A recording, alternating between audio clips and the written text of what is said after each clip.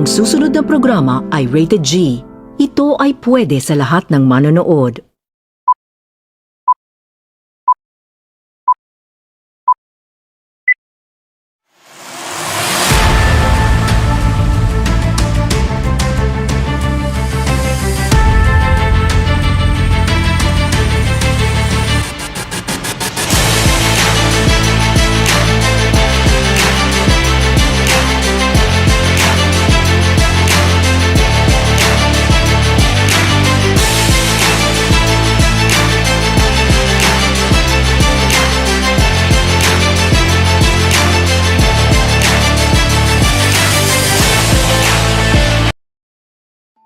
Ang dignidad ay isang konsepto na tumutukoy sa intrinsic na halaga at karapatan ng bawat tao.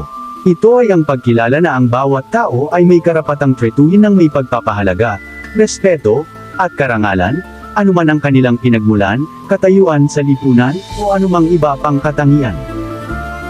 Ang respeto sa sarili, integridad, at paggalang sa magulang ay tatlong mahahalagang halaga na nagtutulungan upang bumuo ng isang masaya, matagumpay, at makabuluhang buhay.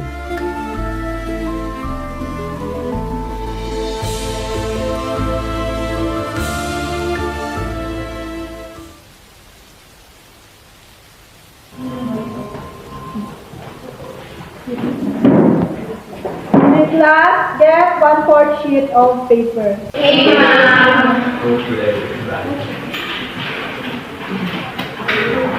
Okay, number 4 are not-profit and voluntary citizens groups which are organized on the local and national level.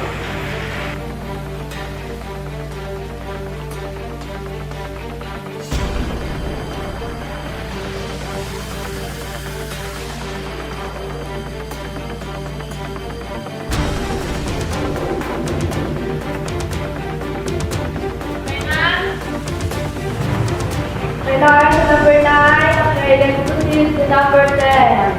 It refers to those non-state, non-profit, voluntary organizations in this social sphere.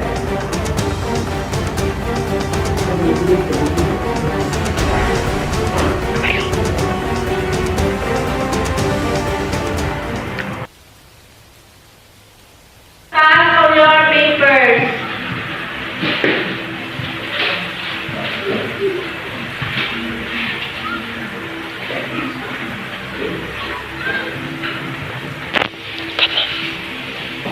Na-check ko na lahat ng mga papers ninyo, but may isa dito na sobrang baba. Miss Tiang, bakit mababa yung score mo? Na po kasi hindi po ako naka-review kanina. Next time, mag-study ka ha, kasi baba ng score mo, oh. Goodbye and thank you, class. Goodbye and thank you, Ma'am Sally. Goodbye, classmates. Goodbye.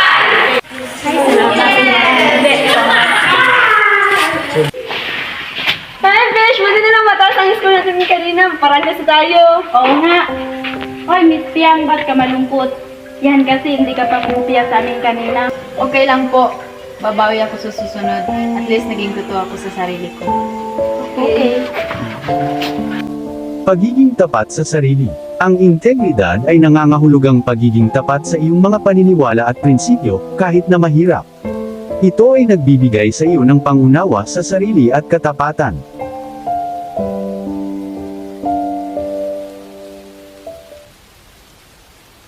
Magandang dilag, puso ko yung nabihag.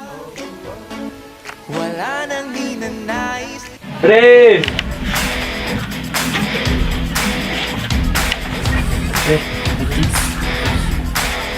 Hoy Greta! Halika mo na rito.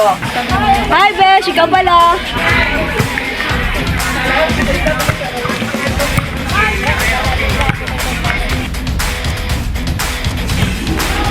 Hoy, Besh!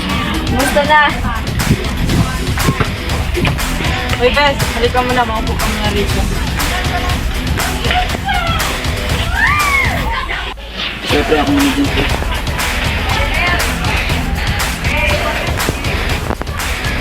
Yes, pwede mo naman. Sumayo nga, ang bastos mo.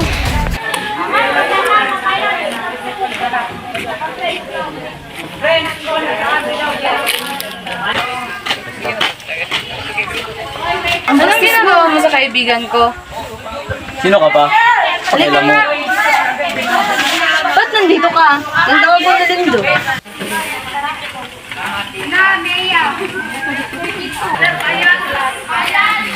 Ba't kasi ganyan ang suot mo ang isip kaya nababastos ka tuloy? Ano bang problema dito? Ba't kasi maging formal ang kasuotan natin dahil isa rin ito na binabastos tayo ng mga kalalakihan at nawawala ang ating dignidad. Sige, Bel. Salamat sa payo. Sa susunod, hindi na ako magsusuot ito. Magsusuot ako ng formal na damit. Pagmamahal sa sarili. Ang pagrespeto sa sarili ay nagtuturo sa iyo na mahalin at tanggapin ang iyong sarili, kasama ang iyong mga lakas at kahinaan. Ito ay nagbibigay sa iyo ng kaligayahan at kumpiyansa.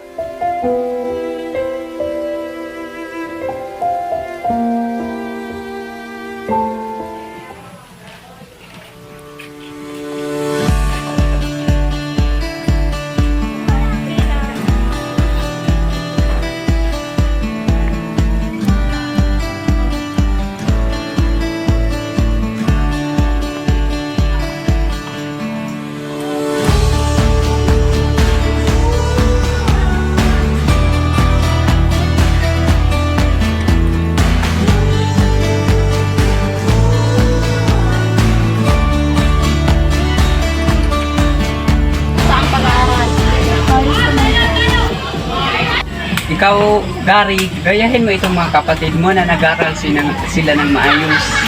Tingnan mo, nakapasok sila sa honors of.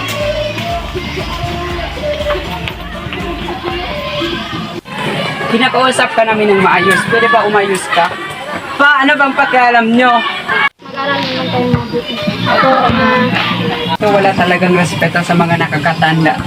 Ano na natin si Guy? Tara.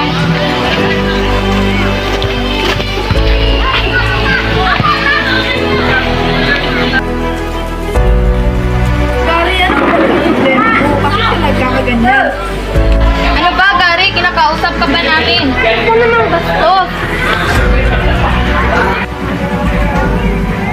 Alam mo, Gary, masama yung gawain na yan. Dapat kasi, ginagalang natin yung magulang natin. Pagkat sila yung nagluwal sa atin.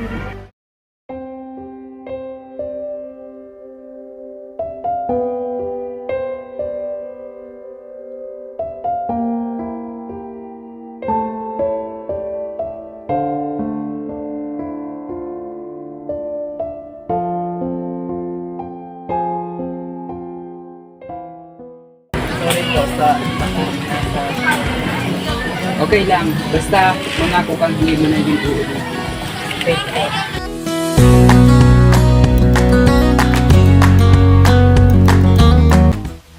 Pagkilala sa kanilang pag-aalaga. Ang paggalang sa magulang ay nagpapakita ng pasasalamat mo sa kanilang pag-aalaga at pagmamahal sa iyo.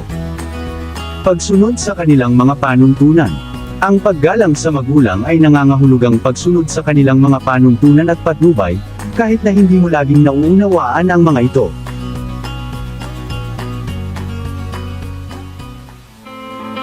Ang programang inyong napanood ay nagpapakita ng kahalagahan ng dignidad ng bawat individual.